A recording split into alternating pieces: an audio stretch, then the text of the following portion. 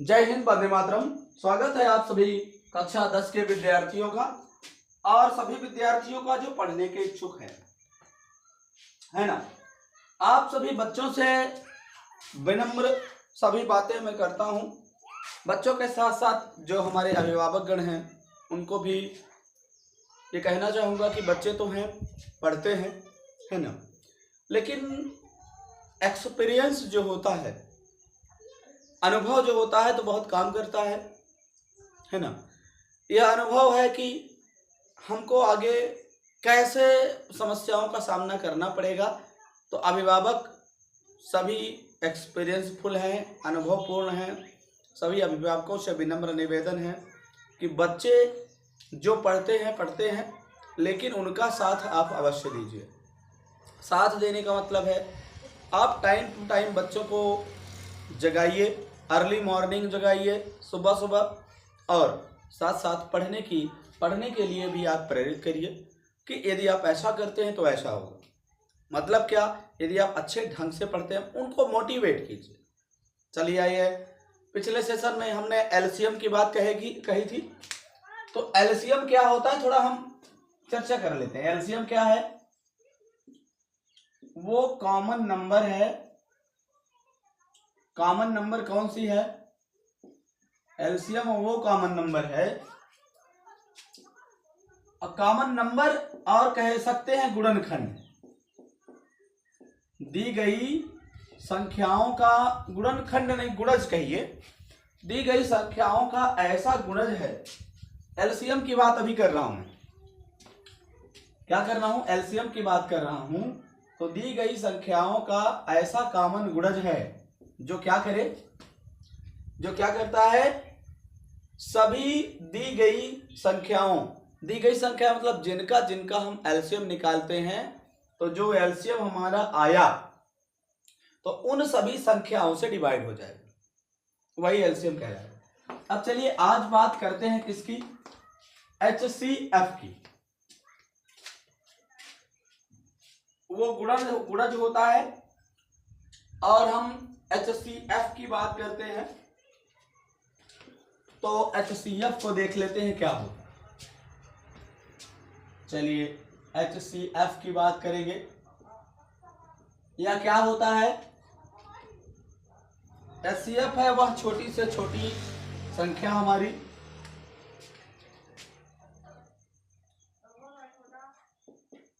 वह छोटी से छोटी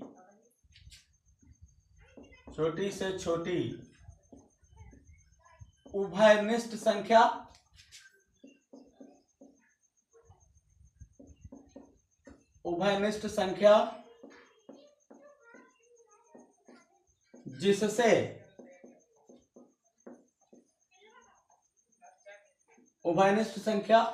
जिससे दी गई सभी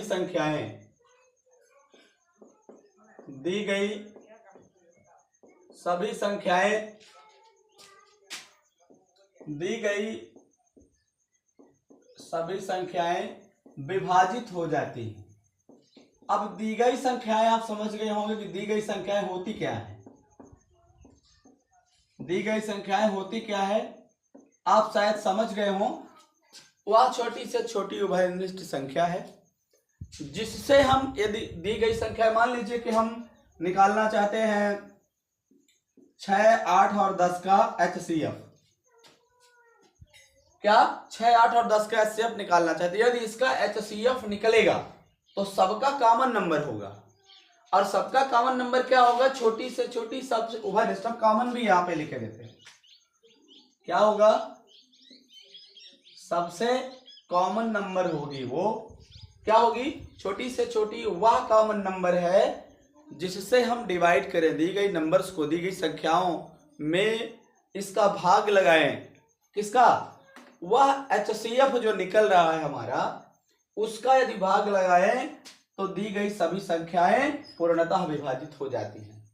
मतलब क्या है? क्या होगा?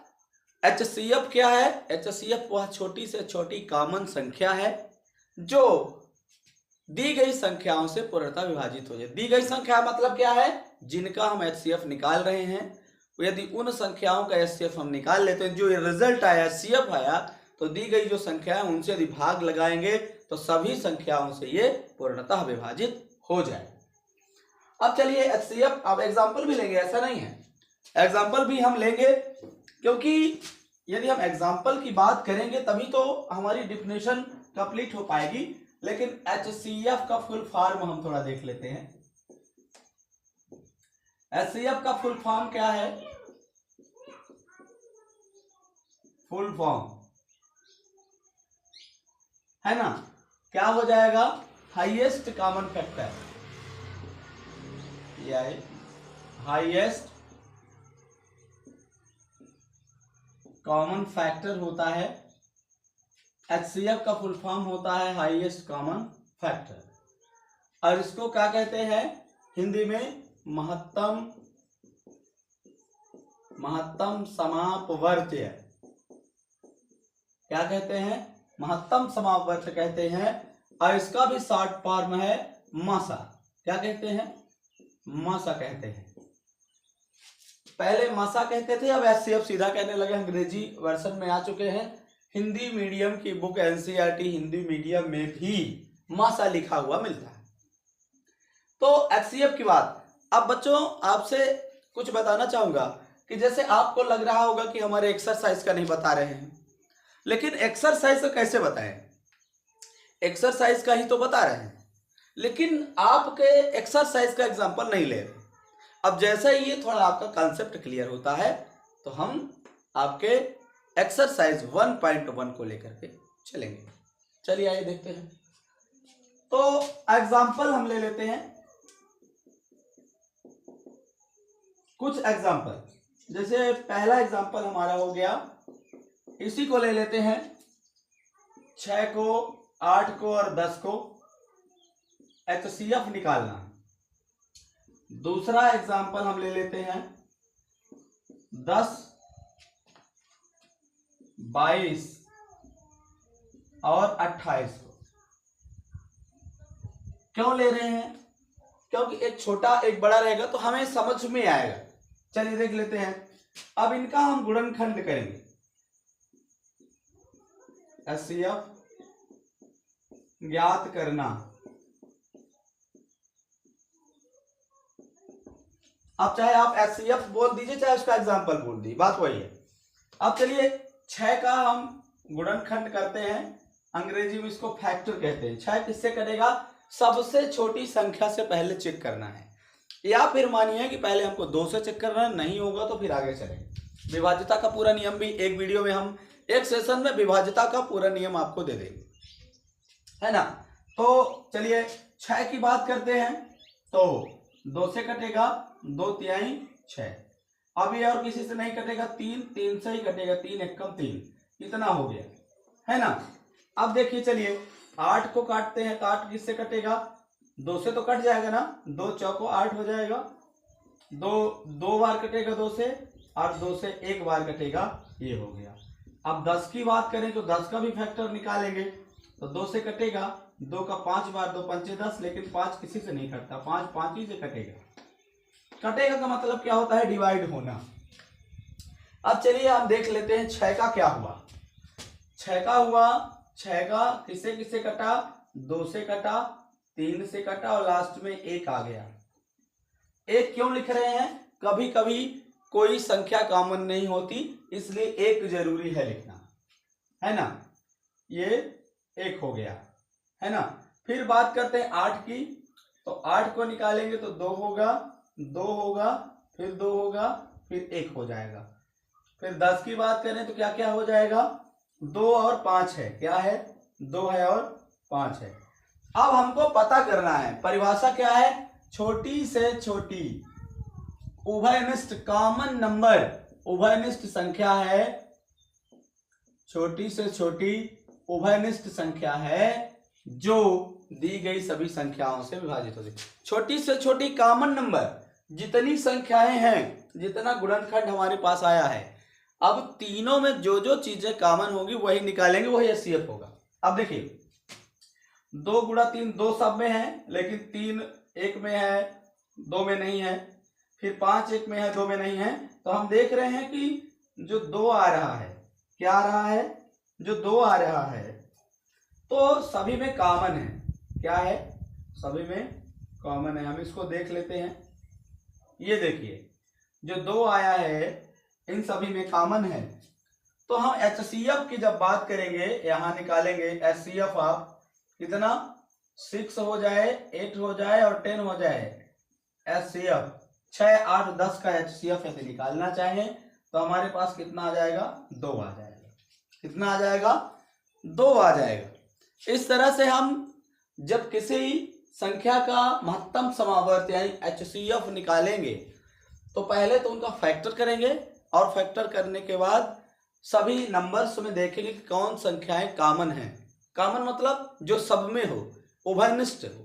तो उभयनिष्ठ होगी तो उसी को हम क्या कहेंगे, कॉमन नंबर को ही हम क्या कहेंगे, HCF कहेंगे। और HCF हमारा क्या होगा, कॉमन नंबर, सबसे छोटी संख्या जिससे हम डिवाइड करें तो क्या हो जाए, शेषफल शून्य आ जाए, मतलब पूर्णतः डिवाइड हो जाए। अब चलिए दूसरे चीज की बात करते हैं, किसकी, HCF में दूसरा एग्जांपल हमने लिया है 10, 22 और 28 का। तो पहले 10 की बात करते हैं। क्या हो जाएगा, 10 किससे कटता है, पहली बात 2 से कट जाएगा तो 2 पंचे हो जाएगा और 5 किसी से नहीं कटता, 5 से ही कटेगा तो 1 हो जाएगा, इतना। अब फिर बात करेंगे 22 की, तो 22 भी 2 से कट जाएगा। देख रहे हैं सम संख्या है। विभाज्यता का नियम तुरंत हम बताने वाले हैं। क्यों, क्योंकि विभाज्यता यदि नहीं पता रहेगी तो कौन सी संख्या किससे कटेगा ये कैसे आप जानेंगे, है ना। तो 2 एकम 2, 2 एकम 2 यानी 11 दूनी 22 होगा। 11 और किसी से नहीं कटेगा, 11 से ही कटेगा एकम। क्यों, 11 वैसे ही अभाज्य संख्या है, विषम अभाज्य, है ना।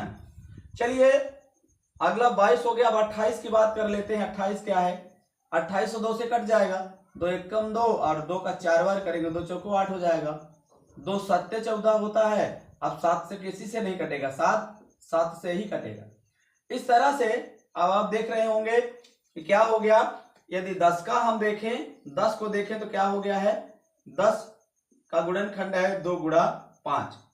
फिर 22 का गुणनखंड देखिए, 22 का गुणनखंड है 2 गुणा 11। यहाँ पे 1 भी लिख लेते हैं। 1 जरूरी क्यों है हम आपको बता चुके हैं, क्योंकि 1 कभी कभी ऐसा हो जाता है कि कोई नंबर कॉमन नहीं है और हमको चाहिए ही, तो फिर हम इसको देखते हैं, 1 लिखे रहते हैं तो समझ में आ जाता है कि हाँ चलिए 1 भी हमारा होगा। और लास्ट में 1 तो काटते रहे, 1 आता ही रहेगा, उसमें कोई परेशानी नहीं है। आप चलिए 28 को देख लेते हैं। 28 में क्या क्या गुणनखंड आया है, 2 आया है, फिर 2 आया है और फिर 7 आया है, फिर इसके बाद 1 आया है। अब हम देखेंगे कि कॉमन कौन सी नंबर है, कौन सी संख्या हमारे तीनों गुणनखंड में 10 में, 22 में और 28 में कॉमन है।